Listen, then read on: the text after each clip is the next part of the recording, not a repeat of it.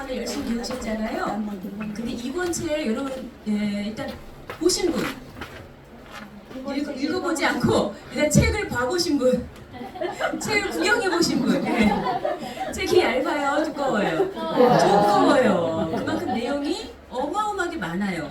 이거를 한 달 안에 내가 꿰다, 이거는 말이 안 되는 거고요. 하나님의 말씀을 어떻게 그렇게, 그리고 이 책 자체가 정말 엑기스 정수만을 모아놓은 거기 때문에 이 자체를 쫙 풀어서 하면요 굉장히 오랜 시간 사실 한 권을 가지고 공부를 해야 되거든요. 근데 일단 전체적인 맥을 꿰뚫기 위해서 일단 한번 그 한 달 동안에 이제 살펴보셨을 거예요. 그래서 6월 한 달 동안은요 이제 이 공부한 내용을 다시 한번 이렇게 되새기면서 내가 놓쳤던 부분 다시 붙잡고 또 알긴 알지만 그 이제 의미를 또 내 삶 속에 적용을 해야 되니까 그래서 좀 더 심화하는 의미에서 심화학습의 의미에서 특강식으로 그 2권을 진행하고자 합니다.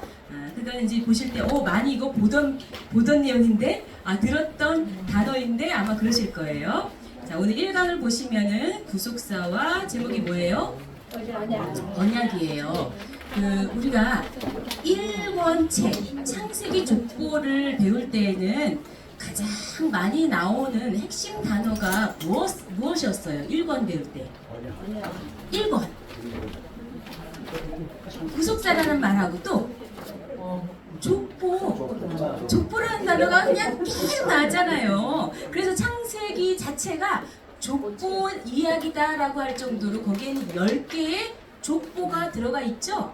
그 족보를 언어로 뭐라 그래요? 톨레도. 100점이시네요, 우리 목사님. 100점이에요. 복습을 하셨나봐요, 우리 목사님은.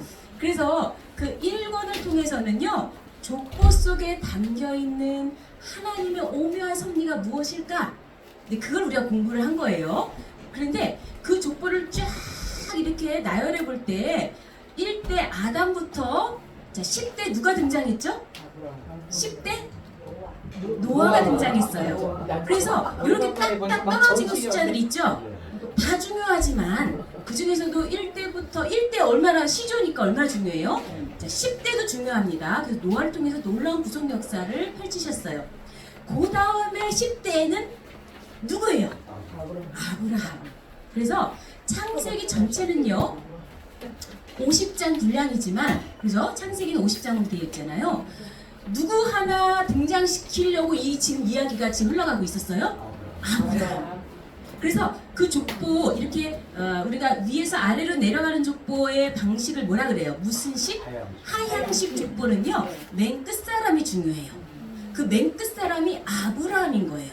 그래서 하나님이 구속사의 주인공 아주 크게 일할 아브라함을 내가 너희들에게 소개해 줄게 하고서는 이 창세기 전체의 내용이 쫙 흘러갔던 거예요. 이제 아브라함을 통해서 본격적으로 일을 하셔야 되겠죠. 그 내용은 이제 오늘 2권에서부터 다룰 겁니다. 근데 2권에서 제일 많이 나오는 중요한 단어가 있어요. 뭘까요? 언약. 언약이에요, 언약. 언약이 왜 중요하냐? 여러분, 우리가 지금 성경을 배우고 있죠. 성경 전체는 다 언약서예요. 성경을 우리가 이렇게 구분을 할 때 구약, 신약 이렇게 나누죠. 구약은 무슨 말일까요? 옛 언약. 또 신약은요? 새 언약. 그럼 도대체 뭘 언약했을까? 구약은요 하나님께서 메시아가 오실 것이다. 즉 예수님이 오시기까지 그 예수님에 대한 언약이 어떻게 준비되었고 어떻게 해서 예수님 오시나 하는 것을 담고 있어요. 그리고 신약은 바로 이 예수님이 언약대로 오신 분이야 라는 것을 증거하는 동시에 그 예수님께서 내가 다시 오마 라고 재림을 약속하셨어요. 그러니까는 이 지금 구약 전체는요 예수님 구약 전체는 이렇게 초림하실 예수님이 오시는 길을 지금 소개해놨단 말이에요. 구약은. 그래서 신약은요 그 언약대로 오신 그 예수님이 이제 등장하셔서 어떠한 일들을 행하셨는가, 이거는 다 언약에 여기 구약 전체의 그 언약에 대한 성취예요. 예수님의 한 걸음 한 걸음 하시는 모든 사건들은 다 언약대로 하신 거예요. 그래서 고린도전서에 보시면요 이런 말씀이 있어요. 예수님께서는 성경대로 이 땅에 오시고 성경대로 일하시고 성경대로 십자가에 죽으셨다. 그러면 그분은 이제 오시는 것도 뭐대로? 성경대로 오시는 거겠죠? 그래서 이제 우리는 다 재림을 준비하면서 그 재림을 향해서 우리도 가야 되는 거예요. 자, 그래서 언약이라는 단어를 우리가 계속 귀에 인이 박히도록 딱 찌가지도록 계속 들어야 될 텐데요. 그래서 이 성경은요, 이 전체가 다 언약서라 그랬어요. 그래서 언약에서 언약으로 이어지는 그런 구속사를 기록을 하고 있습니다. 그러면 언약이라고 말할 때는요, 나 혼자 약속해요? 아니죠. 대상이 있겠죠. 그럼 이제 우리가 이 성경에 나오는 언약은 이렇게 생각하시면 돼요. 분명히 그럼 먼저 약속하신 분이 있구나. 그 언약을 제의하시는 분은 누굴까요? 하나님. 인간 약속 여기 얘기해 놓은 게 아니에요. 성경은 하나님의 언약. 하나님이 무엇을 언약하셨을까? 하나님이 제의를 하십니다. 대상 누구에게? 누구에게? 우리에게. 인간들에게. 그렇죠? 인간들에게 그러면 이제 약속을 하시는데 그러면은 내용 뭘 언약하셨다는 걸까요? 궁극적으로 물론 수많은 언약들이 있어요. 근데 궁극적으로 뭘 언약하셨을까? 메시아 또 그 성취의 부분이에요. 오셔서 뭘 하시겠다고요? 오셔서 뭘 주려고? 구원을 주시죠. 그 구원이 말이에요. 그 이렇게 뭔가 궁극적으로 결과적으로 나타나는 그 모습, 그 구원이 어떤 것으로 나타날까? 물론 이제 병든 사람 낫는 것도 구원일 수 있고요. 그죠? 그리고 여러 가지 내가 빚을 져서 허덕허덕거리는데 그 빚을 갚아주는 것도 나를 구원하셨다고 할 수가 있잖아요. 그런데 우리의 하나님의 구속사는요, 이 죄 지은 인간들 때문에 그 죄 때문에 타락하고 죄 때문에 망가진 이 인간을 회복하시는 거잖아요. 그러면 죄와 사망이 완전히 멸해지면 하나님께서 처음부터 약속하신 것이 이루어지는데 그게 바로 영생이에요. 영생이라고 하는 놀라운 복을 우리에게 주시는 거예요. 이제까지 야 영생 줄게 영생 줄게 영생 줄게 영생을 누가 줘? 예수님을 통해서 주신다 해갖고 그 요한복음 5장 39절에 이렇게 말씀하시잖아요.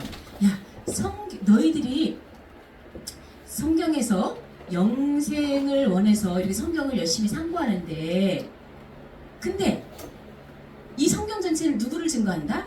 예수님을 증거한다. 너희들 근데 성경을 그렇게 영생을 얻으려고 열심히 외우다시피 해서 배우고 익히는데 왜 나한테 오지 않느냐? 예수님이 그렇게 말씀하셔요. 그래서 우리는 이제 영생이라고 하는 약속을 향해서 이제 가야 되는 거죠. 참고로 한번 몇 구절 찾아보겠습니다. 요한 1서 2장 25절 요한일서 2장 25절 한번 볼까요? 찾으신 분들은 요한일서 2장 25절을 읽겠습니다. 시작. 그가 우리에게 약속하신 약속이 이것이니 곧 영원한 생명이니라. 영원한 생명, 영생을 우리에게 주시려고 내가 약속했어 라고 얘기하는 거야. 약속했어. 그리고 우리 잘 아시는 그 시편 133편 너무나 짧죠. 근데 내가 복을 줄 거야. 이 복은 영생이라고 하는 복이야 라고 기록을 하고 있습니다. 그래서 도대체 이 영생이라는 약속을 이 영생이라는 것은 언제부터 약속을 하신 것일까? 언제부터 약속을 하신 걸까요? 다 말씀 맞죠? 만세전부터 태초부터 영원전부터. 그래서 여기 디도서를 보니까는 디도서 1장 2절 말씀에 보시면요 영원전부터 약속을 하셨다 돼 있습니다. 자, 그래서 우리도 이제 그 영생을 향해서 그 영생을 얻기 위해서 이렇게 가고 있는 거예요. 우리가 1권 책에서 그랬잖아요. 영생이 그냥 막연한 게 아니라 마치 에녹이 이 땅에서 옮겨져서 죽음을 보지 않고 영원한 세계로 옮겨졌잖아요. 그렇듯이 우리가 예수 믿고 너무 좋아 기뻐하는 이 마음, 심령만의 변화가 아니라 우리의 육까지도, 우리의 영, 혼, 육 전 인격적으로 바뀌어지는 거예요. 죽지 않고 썩지 않는 그러한 영생의 존재로 바뀌어지는 거예요. 그 방법을 성경에서 제시하고 있으니 이처럼 높고 높은 도가 어디 있겠습니까? 세상에 많은 도를 닦습니다. 그러나 세상에서 뭐 이렇게 잘 먹고 잘 살고 아니면 세상적으로 성공하고 혹은 좀 더 수준을 높여서 세상적으로 도덕적이고 윤리적이고 정말 사람답다 하는 도를 닦지만 가장 최고의 경지의 도는 하나님 말씀이에요. 왜? 우리가 영혼육이 완전히 바뀌어서 영생에 이르는 길을 가르쳐주고 있거든요. 그래서 요것만 따라오시면 우리가 그렇게 된다는 거예요. 근데 그러면 이제 언약의 개념을 한번 보겠습니다. 서론에 보시면 구속사는 언약으로 전개된다 그랬어요. 그래서 언약은 하나님의 구속사를 시대마다 연결시켜주는 뭐와 같다? 고리와 같아요. 자, 하나님이 언약을 하십니다. 그리고 이제 그게 성취가 되는 거예요. 또 하나님이 언약하십니다. 또 그걸 붙잡고 가는 사람들이 있겠죠? 그 사람들을 통해서 또 성취가 되는 거예요. 또 하나님이 언약하십니다. 또 이렇게 계속 시대마다 하나님의 언약을 주셨고 그걸 붙들고 가는 믿음의 사람들이 있었고 지금까지 오는 거예요. 그리고 이제 마지막까지 완성에 향해서 달려가는 거겠죠. 자, 1번 언약이란. 자, 언약이란 한번 읽어볼까요? 시작. 언약이란 계약 당사자들이 상호 동의하는 것을. 자, 언약 자체의 의미를 이렇게 말하고 있고요. 그러면 그 언약의 절대적인 의미를 알기 위해서는 우리가 원어를 알 필요가 있어요. 원어. 자, 원어가 히브리어가 있고 또 뭐가 있어요? 헬라어가 있어요. 자, 히브리어로 언약을 뭐라 그러냐면은 그렇죠. 항상 대답을 누가 제일 잘하신 줄 아세요? 우리 오경시 목사님이 너무너무 잘하셔요. 네, 히브리 원어로는 베리트라 그래요. 베리트. 자, 언약 베리트라고 하는데 이 자체는 뜻이 베다, 자르다, 쪼개다라는 뜻이 있습니다. 자, 이 말이 왜 나왔을까요? 왜 베고 자르고 쪼개는 게 언약이라는 뜻이 되었을까요? 이거는 고대 근동지방의 풍습을 살펴봐야 돼요. 고대 근동지방에서 아주 중요한 언약을 할 때에는, 자, 계약을 맺을 때에는 어떻게 하냐면은, 자, 당사자가 있을 거 아니에요, 그죠? 네캉 니캉 이렇게 만났어요. 그런 다음에 그 언약 계약 관계를 확실하게 하기 위해서요, 짐승을 하나 잡아요. 그 짐승을 죽이는데요, 그 죽여갖고 이걸 쪼개요. 짐승을 반으로 쪼개요. 그런 다음에 어떻게 되냐면 쪼개놓고서는 계약 당사자가 양쪽이 다 그 사이로 지나가게끔 돼 있어요. 자, 이게 하나의 예식이고 형식이란 말이에요. 그래서 쪼갠다는 말이 여기서부터 나온 거예요. 자, 예레미야 34장 18절 말씀 읽어볼까요? 시작. 송아지를 둘에 쪼개고 그 두 사이를 지나서 내 앞에 언약을 세우고 그 말을 실행치 아니하여 내 언약을 범한 너희를. 자, 그 뒤에 나온 말은 없죠. 여기에 이제 계속 읽어보셔야 되는데, 자, 이렇게 계약을 맺었단 말이에요. 그래서 자, 쪼갠 사이로 지나가면서까지 이런 형식을 빌어서 계약을 맺었는데, 만약에 이것을 이행하지 않는다, 이 언약을 지키지 않는다, 그럼 그 사람은 어떻게 하는 걸까요? 쪼개서 죽인다는 거예요. 얼마나 무서워요. 이 짐승 쪼갠 것 같이 만약에 이해 못하면 너도 쪼개지는 거야 라고 선포하는 것이 바로 이 예식의 의미가 되는 거죠. 그렇다면은 그냥 언약을 남발하면 될까요? 계약을 남발하면 안 돼요. 이건 내 생명을 걸고 하는 거잖아요. 그죠? 생명을 걸고 하는 약속이기 때문에 이거 안 지키면 죽기 때문에 그만큼 언약이 무게가 있다, 이런 말을 여기서 이 베리트라는 말이 가지고 있습니다. 그러니까 베리트라는 말 함부로 쓸 수가 없는 거죠. 자, 생명 걸고. 자, 헬라어로는 그럼 이번엔 뭐라 그럴까요? 헬라어로. 우리 오교신 목사님. 헬라어로. 디아 데케. 디아 데케. 자, 디아데케라는 말은요, 이게 이제 두 단어가 하나로 이어진 거거든요. 디아는요, 둘이라는 뜻이 있어요. 둘. 디아는 둘이에요. 데케는 이렇게 두다 이 말이에요. 그러니까 즉 둘 사이에 두다 이 말이죠. 즉 쌍방간이 있다는 얘기예요. 자, 쌍방간이 있기 때문에 지금 우리가 하나님의 언약에 대한 것을 말씀하고 있는 거니까 당사자는 하나님과 누구다? 그의 백성. 오늘 나에게 적용시키면 나. 하나님과 나 사이에 지금 디아데케 하는 거예요. 자, 그런데 이 디아데케라는 단어가 때때로 어떻게도 쓰였느냐 했더니 유언이라는 의미로도 사용을 해요. 유언. 자, 유언은 누가 하는 말일까요? 제가 말해놓고 이거 유언이다 그러지는 않죠. 보통 평상시에는 유언은 죽는 사람이 얘기하는 거예요. 그럼 죽는 사람이 상의하나요? 죽는데 남기잖아요. 일방적으로 남는 가족들한테 야, 거기에 있는 내가 모아둔 그 돈은 여기에다 써라. 막 예를 들어서 그렇게 말했어요. 이거 유언이죠? 그러면 그걸 듣는 사람들은 아닌데 그거 제가 가지면 안 돼요. 아니면은 아닌데 이거 어디 뭐 하는데 집 짓는데 쓰면 안 돼요. 이럴 수도 있잖아요. 근데 그게 아니에요. 유언은 일방적이에요. 그래서 이것은 하나님의 언약, 디아데케라고 했을 때는 하나님의 언약은 일방적이다. 이걸 지금 강조하는 단어가 되겠죠. 일방적이라는 것은 뭐예요? 주권적이다. 주권적이라는 말을 조금 더 우리가 쉽게 이해하면 뭐냐면 하나님 맘대로다. 그죠? 하나님 맘대로예요. 하나님 주권이라는 얘기는. 그래서 우리가 거기서 따지면 안 되는 거예요. 자, 그래서 자, 두 가지 우리가 원어를 배웠고요. 그러면 자, 하나님 언약의 특징은 뭘까요? 자, 특징은 두 가지로 제가 정리를 놨어요. 자, 일방적이고 주권적인 언약이다. 주권적인 언약이다. 그 밑줄에 쓰시면 되겠죠? 그러면 일방적이고 주권적이라고 할 때는 누가 세우시는 거예요? 하나님이 세우시는 거예요. 그럼 그 언약의 주인은 누구예요? 하나님의 언약이에요. 그러면 내가 이렇게 선포를 했다면 그걸 책임져 주시는 분은 누구예요? 바로 하나님이란 얘기예요. 네. 근데 아니 왜 우리랑 상의하지? 왜 하나님 혼자 하실까? 이렇게 우리가 따질 수도 있겠지요. 근데 인간은요 피조물이에요.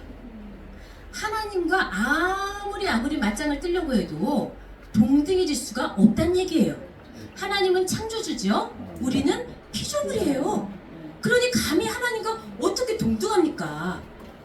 그러니까는 하나님의 언약이 일방적이다, 주권적이라고 말하는 것은요, 하나님은요 우리 지금 타락한 인간과 언약을 맺어주는 것만으로 우리는 감사한 거예요.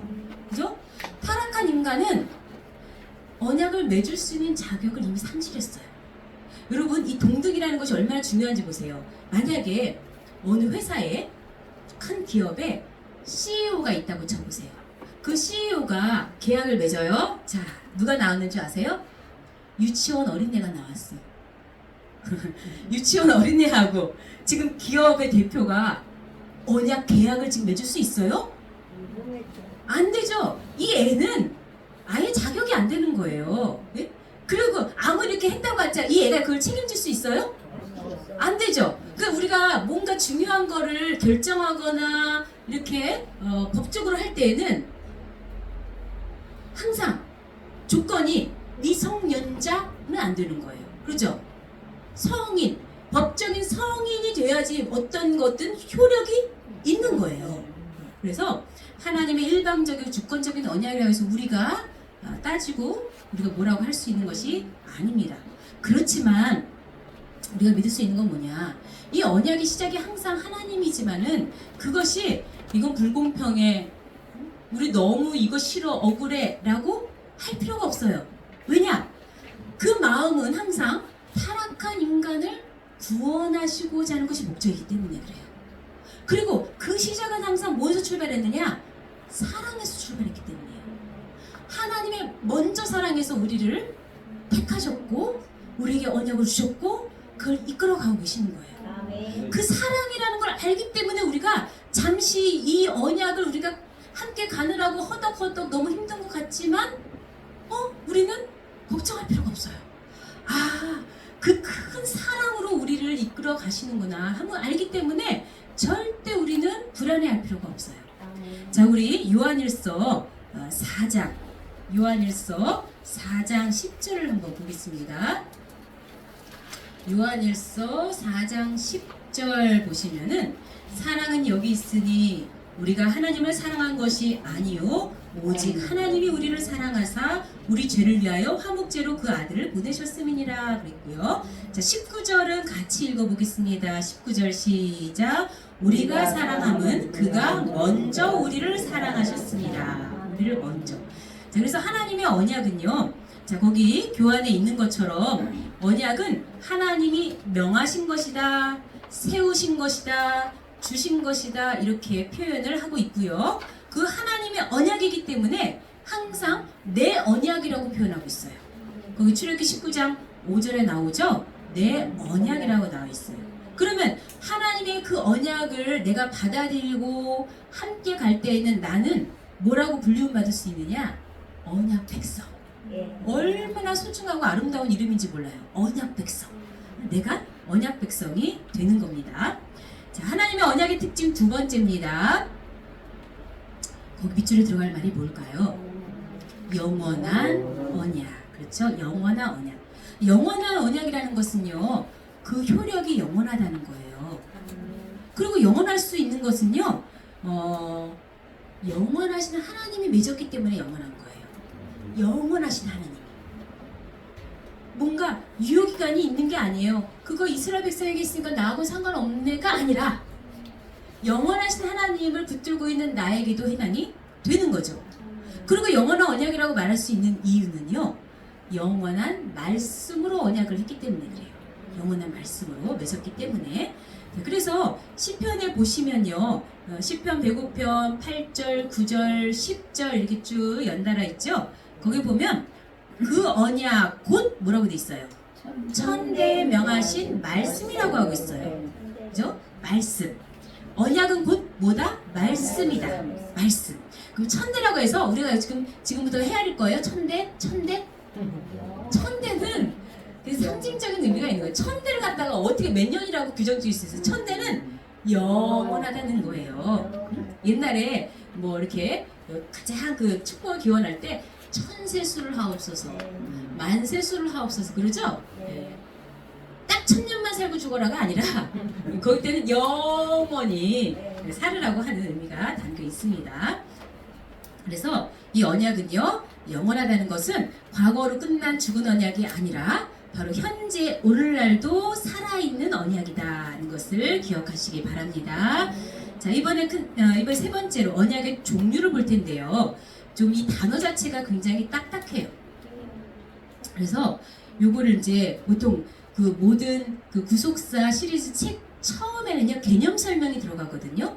개념 설명이 잘 돼 있어야 그 뒤에 나오는 맥락을 조금 이해할 수가 있어요. 그래서 우리가 첫 번째 그 창세기 족보를 공부할 때도 처음에는 이 개념 설명부터 먼저 했어요. 경륜이 도대체 뭐냐, 섭리가 뭐냐, 작정이 뭐냐 그랬잖아요. 자, 여기서는 그 언약의 종류를 조금 머릿속에다가 정리해 놓을 필요가 있습니다. 근데 언약의 종류가 지금 몇 가지예요? 아니 여기 보세요. 여기 써놓은 거. 언약의 그 종류를 말할 때. 종류를 말할 때는 세 가지죠?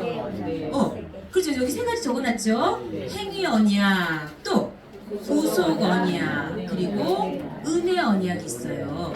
자, 이 단어만 가지고 뭔지 아시겠어요? 대충 짐작은 가시죠?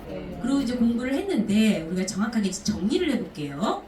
일단 행위 언약은 자, 항상 쌍방간이라 그랬으니까 하나님하고 누구랑 있을까요? 얼버무리지 마시고 아담이라고 써놓으셨어요 이미. 하나님하고 아담하고. 근데 여기서 아담이라고 할 때는 왜 우리랑도 상관이 있냐면 아담은 전 인류의 대표기 때문에 그래요. 아담은 마치 우리 반의 반장처럼 선생님하고 반장하고 이렇게 하는 거예요. 그러면 그 반장 대표 속에 우리도 다 들어가 있잖아요, 학생들이. 그죠? 그래서 아담과 맺은 언약인데 그러면 여기 이제 말을 풀어보시면 돼요. 행위 언약, 즉 행위 여하에 따라서 이렇게도 되고 저렇게도 되는 거예요. 즉 행위 여하에 따라서 이걸 따르냐 안 따르냐에 따라서 죽음이냐 영생이냐, 그렇죠? 죽음이냐 영생이냐가 결정이 되는 거죠. 그러면 네, 자 일단은 죽음이냐 영생이냐 했을 때, 자 영생 두 갈래로 지금 갈라지는 거예요. 언약을 지금 행위를 하느냐 안 하느냐에 따라서 죽음. 영생은 딱히 성경에 이렇게 하면 영생해라고 우리가 성경에 이렇게 그런 식으로 여기 기록되어 있지는 않았어요. 그런데 뭐 하면 영생이라고 했을까요? 아니 뭘 순종해? 뭐?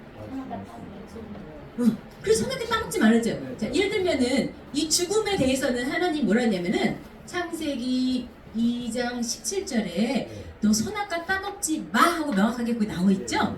선악과 따먹지 마가 지금 언약이에요. 먹으면 죽어 그랬어요. 먹으면 죽어요. 그죠? 이거는 선악과라는 것으로 지금 나타나고 있는 거죠. 그러면 반대로 뭐 하면 살아. 그것도 영원히 살아. 따먹지 않으면, 따먹지만 않는다고 되는 건 아니에요. 뭘 먹어? 궁극적으로 원하시는 거 뭘 먹기 원했을까요, 하나님이? 생명나무죠, 생명나무. 이거는 창세기 3장 22절에 생명과도 따먹고 영생할까 하노라 그랬어요. 그러니까는 이걸 이제 뭐예요? 생명과로 표현이 되는 거죠.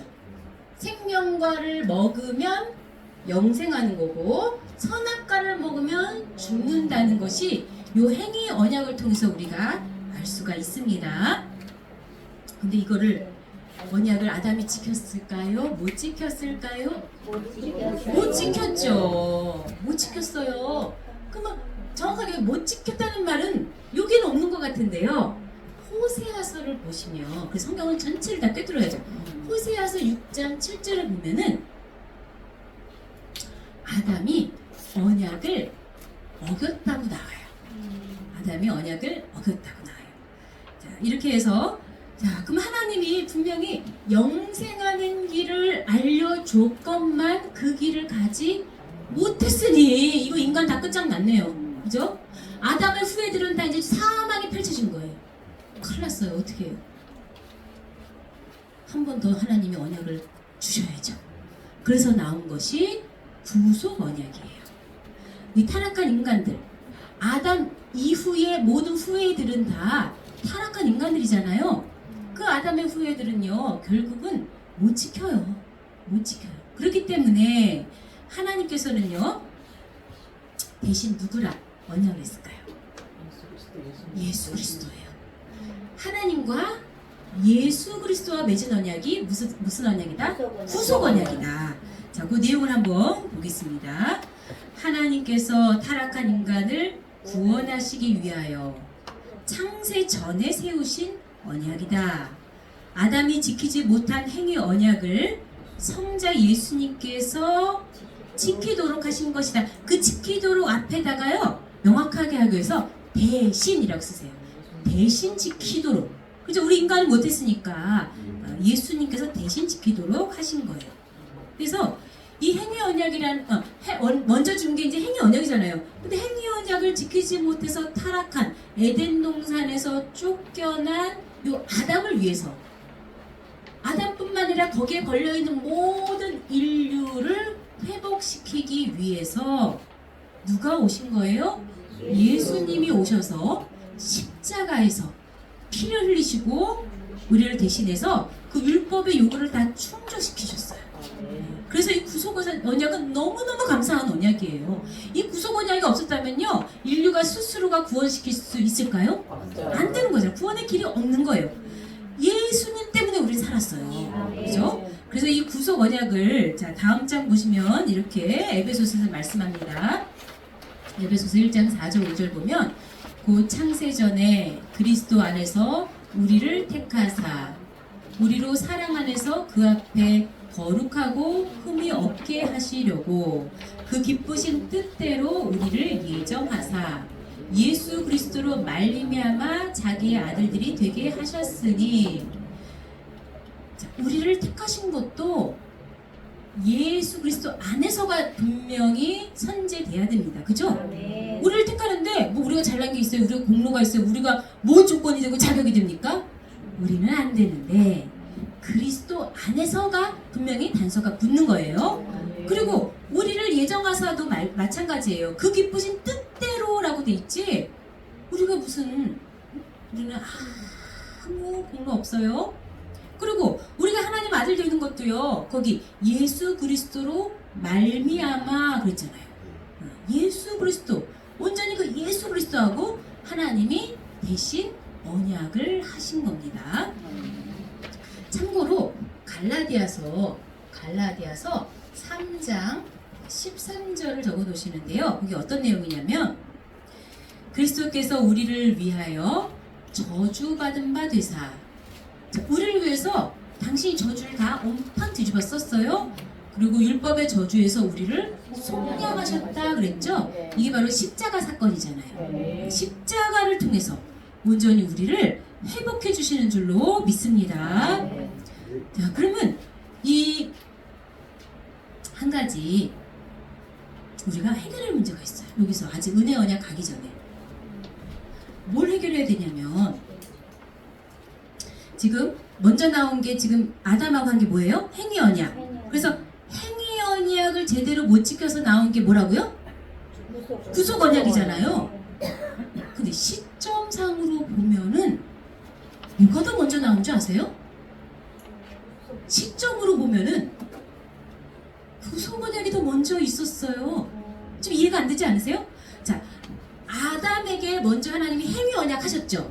그리고 아담이 죄졌어요. 타락했어요. 그래서 야, 이 타락한 이 인간들을 회복해야 되겠다. 그 죄의 문제를 해결해야 되겠다라고 한 게 예수 그리스도와 구속 언약을 맺었단 말이에요. 근데 이 구속 언약에 대해서 설명을 할 때, 자, 보시면은 거기 이제 구속에 대한 설명, 구속 언약에 대한 설명 맨 첫 장 보세요. 끝에 뭐라고 돼 있어요? 창세전에 세우신 언약이다 그랬죠. 왜? 에베소서에 그렇게 돼 있잖아요. 다시 에베소서 보세요. 에베소서 거기 두 번째 장의 맨 위에 에베소서 창세전에 그랬잖아요. 창세전에 그리스도 안에서 우리를 택하사?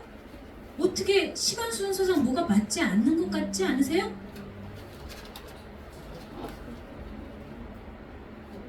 이론상으로는 행위 언약 주시고 그 다음에 이 사람 아담이 실패해서 구속 언약이 나왔다 그래놓고 근데 구속 언약의 시점은 창세전에 벌써 주셨대요. 왜 그럴까요? 왜 구속 언약이 먼저 있었을까요? 그러면 하나님은 타락할 거를 미리 아신 건가요? 아니, 하나님이 모르는 게 어디 있겠어요? 모르는 게 어디 있겠어요? 근데 이게 조금 인간의 생각으로는 이 논리적으로 설명이 어렵잖아요. 그래서 아주 쉽게 이걸 이해하려면 이렇게 하시면 돼요. 그러니까 아담이 정말 언약을 어겼을 경우에는 어떻게 구원할까? 라고 하는 대책까지도 하나님은 미리 세워놓으신 거예요. 그러면 하나님이 야 내가 어차피 이거 세워놨으니까 아담아 너 언약 어겨 너 완전히 그래야지 내가 세워놓은 거 이거 써먹지 않냐 이런 신 보실까요 하나님이? 아니죠. 하나님은 제발 네가 아담아 나하고 언약한 거 정말 생명처럼 여기고 네가 지켜야 돼. 안 그러면 넌 죽어. 나는 네가 살기 원한다. 네가 영생하는 길 여기 가기 내가 원해. 제발. 얼마나 하나님이 아담 세워놓고 그 언약을 맺으시고 조마조마하셨을까. 그렇잖아요? 그렇게 지키고 그런데 그렇다고 하나님이 그 언약 지겠다고서 뭐 어거지로냐 목을 갖다 비틀어 해갖고 입을 먹어 아니면 이거 너 해야 돼 그래서 그렇게 하실 분은 아니시잖아요. 네, 자유의지를 주셨기 때문에. 그런데 하나님께서는 이러한 것까지도 하나님의 사랑의 그 바탕 위에서 다 대책 마련을 세워놓으셨다는 거. 그러니까 그 하나님의 놀라운 섭리와 그 하나님의 그 계획을 우리는 다 이해할 수가 없어요. 사람의 생각이 여기라면 땅이라면 하나님의 생각은 뭐래요? 하늘이라고 그랬잖아요. 이사야서에 보면은. 그죠? 하나님의 생각이 하늘이기 때문에 도저히 우리는 알 수가 없대요. 그러나 지금 아까 처음부터 그랬어요. 모든 언약의 기초는 사랑에 기인한다고. 그렇잖아요. 그래서 이거를 쉽게 예를 들자면 보험을 생각하시면 돼요. 보험은 사고 나라고 보험 드나요? 아니요. 내가 보험 들 때는 사고 나라! 이러고 드는 게 아니죠. 사고 안 났으면 좋겠는 마음으로 들어요. 그러나 혹시 사고가 났더라도 구제받을 수 있는 길이 있으면 얼마나 마음이 편하겠어요. 그죠? 그래서 보험 드는 거예요. 네. 하나님은 마치 우리 연약한 인간들을 위해서 보험을 든 것처럼 미리 구속 언약이라고 하는 대책을 세워놓으셨다고 보면 돼요. 그러니까 딱 준비하고 있다가 아이고 아담아 너 왜 그랬냐. 그렇지만 걱정하지 마. 응? 내가 다 대책을 마련해놨어. 하고서는 하나님께서 이렇게 구속 언약을 제시해 주시는 거죠. 자, 세 번째 보면 은혜 언약입니다. 이제 다시금 이 구속 언약에 기초해서 하나님이 다시 우리 인간하고 언약 맺을 수가 있게 됐어요. 원래는 다 깨져서 너하고는 다시는 내가 언약 안 해. 하나님이 사실 이렇게 해야 되는 건데, 그런데 누구 때문에 이제 하나님이 우리랑 언약해요? 예수 그리스도 때문에. 그래서 자, 거기 은혜 언약은 뭐냐면 하나님께서 아담 타락 이후에 죄악된 인간들과 세우신 언약이다. 죄악된 인간들과 세우신 언약이에요. 자, 거기 구속 언약에 근거하여 죄인들이 누구를 믿음으로? 예수를 믿음으로 구원과 영생을 얻는 것이다. 그래서 에베소서 2장 8절에 강조하고 있는 건 그 은혜를 인하여, 그죠? 구원받는 거예요. 그 은혜를 인하여 믿음으로 말미암아 구원 얻는 거예요. 예수님이 빠지면은 아무것도 되지 않는 거예요. 그러니까 이런 거죠. 자, 하나님이 큰 기업의 CEO라고 해보세요. 얘 지난번 연애 계약 맺었는데 얘 못 지켰어. 다시는 얘랑 하고 싶지 않아. 그런데 누가 딱 등장했냐? 예수님이 등장해갖고 저를 봐서라도 해주세요. 보증이 되신 거예요. 보증. 너무나 확실한 보증이 되셨어요. 담보가 되어주셨어요. 담보가 이렇게 확실한데 안 내주겠습니까? 알았어. 야, 내가 너를 봐서는 안 내주는데 예수 그리스도를 보증으로 세웠으니 그것처럼 확실한 게 없잖아요. 그래서 우리 타락한 인간하고도 할 수가 있는 것입니다. 그게 은혜 언약이에요. 자, 크게 두 번째로는 그 은혜 언약이 이제 전개가 되는 겁니다. 이제 구체적으로 우리의 시대 속에, 역사 속에서 자, 나타난 그 은혜 언약의 이제 그 종류들이에요. 그러니까 헷갈리시면 안 되는 게 아까 크게 언약의 종류라고 할 때는 뭐요? 행위 언약, 구속 언약, 은혜 언약이 있는데 이제 하나님이 이제 뭐를 펼쳐 나가셔요? 은혜 언약을 펼쳐 나가시는 거예요. 자, 그런데 구약의 은혜 언약이 뭐가 있느냐? 이제 죄진 그 아담하고도 언약을 합니다. 죄지은 아담하고. 그래서 그게 바로 여자의 후손 언약이에요. 여자의 후손 언약. 창세기 3장 15절은 굉장히 중요한 성경 구절이죠. 이것은요, 장차 오실 메시아에 대한 예언이자 약속인데, 자, 메시아에 대한 최초의 예언이 약속이 어딨냐 그러면 뭘 대시면 돼요? 어떤 성경 구절? 창세기 3장 15절. 이것을 우리에서 원시복음이라 그래요.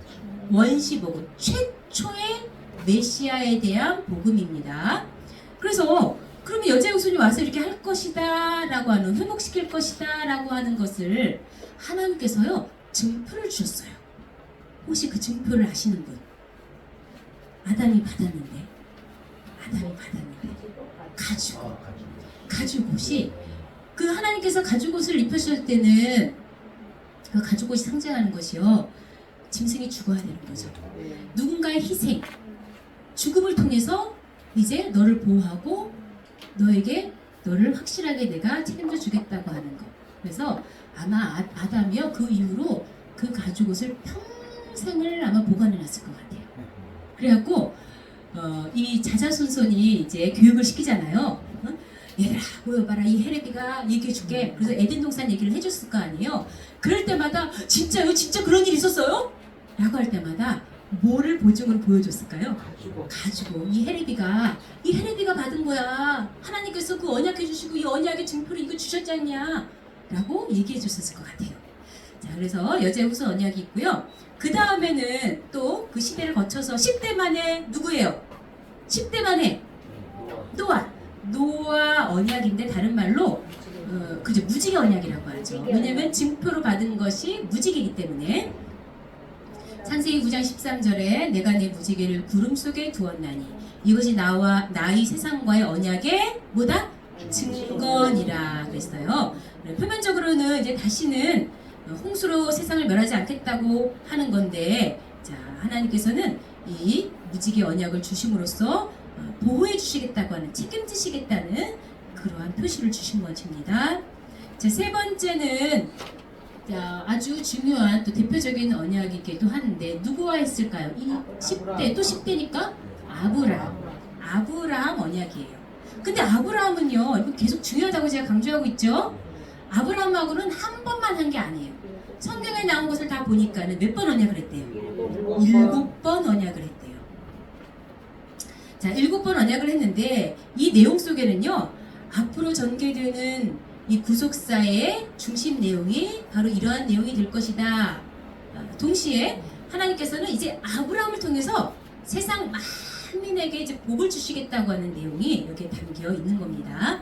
자, 7번을 제가 이렇게 쭉 적어놨지요. 근데 거기서 가장 가운데, 자, 1번부터 7번까지 했을 때 제일 가운데는 어디예요? 네 번째죠. 네 번째 동그라미를 쭉 쳐보세요. 무슨 언약이에요, 그게? 횃불 언약. 뭔가 중심이라는 것은요, 의미가 있는 거예요. 그죠? 7번이라는 것 자체도 완전한 숫자 7을 써갖고 하나님이 또 하고 그 맹세를 이렇게 하시는데, 근데 그 중심에 있는 횃불 언약은요, 세계적인 신학자들도 다 이 횃불 언약은 언약 중에서도 가장 선명하고 하나님의 하실 일을 여기에 아주 명확하게 나타냈다라고 우리를 주목시키고 있습니다. 그래서 자, 횃불 언약에 대한 것을 이제 우리가 2권 책에서 전체를 이제 살펴보게 되는 거죠. 자, 네 번째는요. 자, 중요한 인물 누가 있을까요? 모세. 그동안 개인이었는데 이제는 그 민족을 대표해서, 그죠? 이스라엘 민족을 대표해서 모세 언약이라고 하기도 하고, 그러면 이제 이때는 이스라엘에서 이스라엘 백성들하고 전체 있잖아요. 네. 전체가 다 어디에 모여서 했어요? 시내산 아래. 시내산. 그래서 시내산 언약이라고도 말합니다. 그죠? 사람으로 치면 모세가 중매자가 됐기 때문에 모세 언약, 또 그 전체를 생각할 땐 그 장소를 기억하기 위해서 시내산 언약 이렇게 말합니다. 그 내용을 보니까요, 언약서를 일단 읽어드렸어요, 백성들한테. 백성들이 다 뭐라 그랬냐면 일제히 여호와의 모든 말씀을 우리가 준행하리이다 라고 했어요. 서원을 한 거예요. 그랬더니 이제 그 증거로 그 피를 갖다가 뿌렸어요. 피를 어디에다 뿌렸을까요? 여기 보니까 백성에게 뿌렸다고 돼 있죠. 근데 사실 백성에게만 뿌린 게 아니에요. 단에다도 뿌렸어요. 그리고 언약서에도 뿌렸어요. 근데 구약에는 언약서에 뿌렸단 말이 안 나오는데 성경을 1800번 이상 읽으신 이 구속사의 저자이신 분이요, 어떻게 찾아냈냐면 히브리서에서 찾아내신 거예요. 그거를 구약에는 안 나오는데 히브리서 9장 19절 보시면요, 히브리서 9장 19절에 바로 이 언약서에도 피를 뿌렸다는 내용이 나옵니다. 자, 다섯 번째, 누구하고 언약했을까요? 중요한 사람, 다윗 언약. 그러니까 지금 시대별로 계속 이어지고 있죠. 그 다음에 여섯 번째, 예레미야의 새 언약. 자, 이제까지와는 조금 구별되는 게, 기존의 언약은요, 제물이라든가 혹은 언약서를 통해서 이렇게 그걸 이제 증거했어요. 근데 이번에는 그 언약 자체를 어디에다 새긴대요? 마음에다가 새긴대요. 마음에. 그리고 이것은 영의 역사예요. 왜? 새 영을 불어 넣어 주시고 새 마음을 주신다 그랬기 때문에. 그래서 거기 보면 나의 법을 그들의 속에 두며 그 마음에 기록하여 그랬습니다.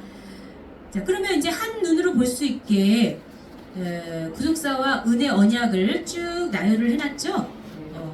눈으로 한번 보세요. 여자의 우선 언약, 노아 언약, 그다음에 아브라함 언약, 그다음에 모세 언약, 다윗 언약, 예레미야의 새 언약. 자, 마지막 장입니다. 언약의 성취. 언약의 성취. 자, 언약은 반드시 뭐가 된다? 성취가 된다. 언약 말만 띡 해놓고 안 이루어지면 아무것도 아니죠. 그러면은 언약은 성취되는 데 의의가 있는 거예요. 성취돼야만 그게 확실한 거고, 그리고 하나님의 언약은 반드시 뭐한다? 성취가 됩니다. 그런데 자, 그래서 구속사는 이 언약을 통해서 이렇게 이어져 가고 있다는 것은 뭐냐면, 하나님은 그 언약을 뭐하냐? 기억을 하신다는 거예요. 하나님은 그 언약을 뭐 하신다? 기억하신다. 자, 거기 성경 구절 한번 보세요. 자, 출애굽기 2장 24, 25. 자, 읽어볼까요? 시작. 하나님이 그 고통소리를 들으시고 아브라함과 이삭과 야곱에게 세운 그 언약을 기억하사 이스라엘 자손을 하나님이 어떤 일을 행하실 때, 특별히 여기는 지금 출애굽 사건이죠.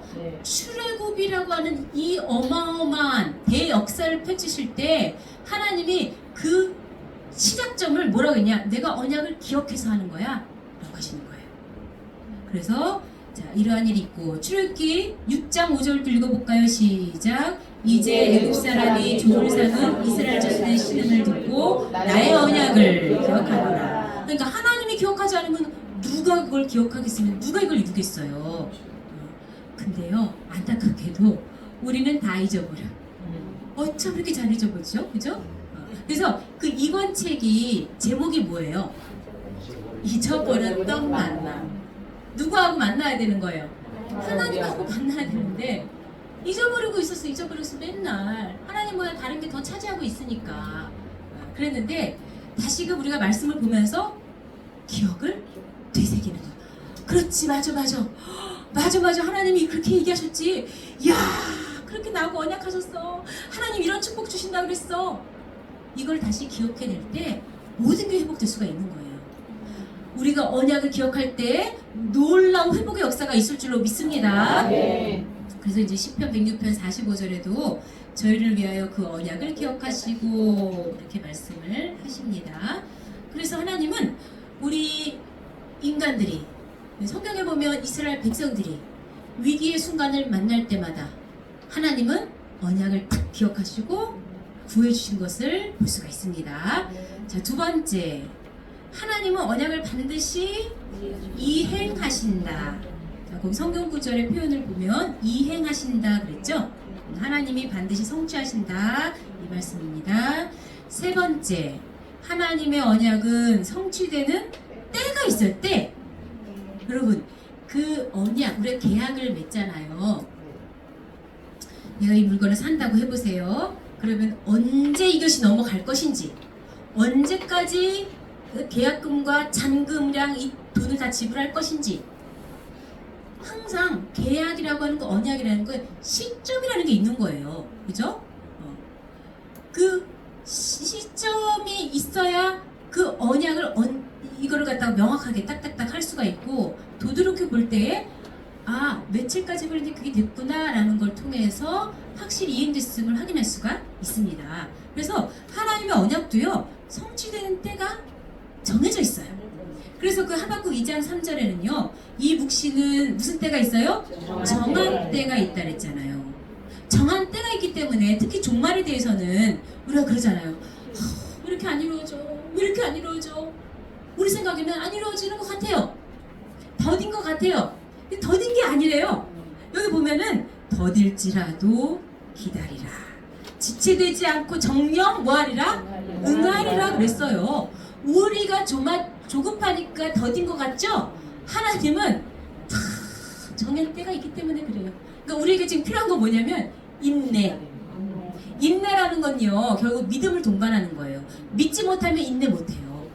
조바심 나가고요. 덜컥 일을 저질러 버리고 언약을 깨버리고요. 불순종해 버리고 딴 데로 가버리고요. 그런단 말이에요.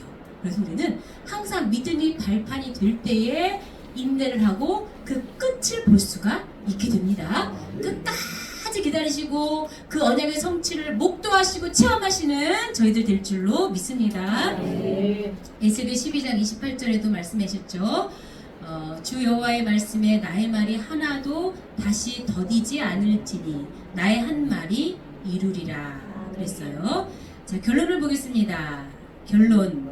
자, 읽어볼까요? 시작. 언약과 그 성취는 완벽한 설계에 따라 이제까지 이루어져 왔고 지금도 그 권유 속에서 쉬지 않고 이루어지고 있으며 앞으로도 그 경륜에 따라 1.1획도 빠짐없이 모두 완성될 것이다. 아멘. 하나님의 놀라운 내 속에 우리가 천국에 입성할 때까지 이 언약의 말씀을 믿으면서 끝까지 따라가는 저희들 될 줄로 믿습니다. 하나님께 영광의 박수 올리면서 일과를 마칩니다. 자, 또 우리 쉬는 시간 가지시고 그 다음에 일과를 할게요.